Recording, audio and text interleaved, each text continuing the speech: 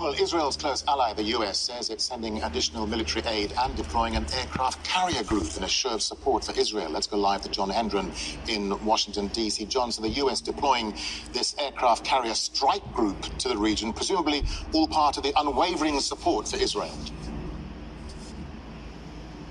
That's right. That unwavering support, Darren, comes in very tangible form. For those who don't know, an aircraft carrier strike group has an aircraft carrier and several boats around it capable of firing missiles and performing other devastating functions. So there's that.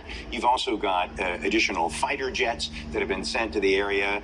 The Secretary of Defense in the U.S. says that additional aid, including munitions, have been sent and will arrive in Israel over the coming days. That tells you they don't expect this conflict to be over any day soon. So the U.S. is making this commitment of deterrence to deter anyone else in the region from taking advantage of this situation and threatening Israel.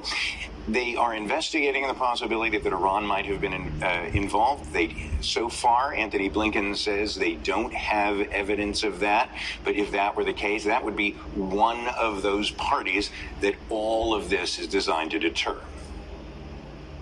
This is a massive terrorist attack that is gunning down Israeli civilians in their towns, in their homes, and as we've seen so graphically, literally dragging people across the border with Gaza, including a Holocaust survivor in a wheelchair, women and children. So you can imagine the impact this is having throughout Israel, and the world should be revolted at what it's seen. We have immediately engaged our Israeli partners and allies. President Biden was on the phone with Prime Minister Netanyahu early yesterday to assure him of our full support. I was on the phone with the Israeli president, the foreign minister. The entire government has been engaged throughout the region and well beyond. And John, so in terms of the diplomatic effort, I mean, Washington's been calling for restraint, but is it too early yet to talk about any possible U.S. role in mediation? Well, the U.S. had been attempting to mediate between Israel and Saudi Arabia, trying to develop a new recognition of mutual recognition pact where those countries would normalize their relations. And now they find they're scrambling in crisis mode, and they are doing diplomacy. Blinken has been talking to his counterparts in the region in the Middle East and in North Africa.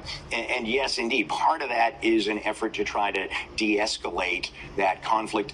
Another part of it is to try to see what can be done to persuade Hamas to release some of those captives that it is holding. Some are thought to be an American. 4 American citizens have died in that conflict, among the many others who have as well. That's not the only U.S. interest, but that gives the U.S. a direct stake there, and they want to be deeply involved in these negotiations. All right, John Hendren, live for us there in Washington, D.C. John, thank you.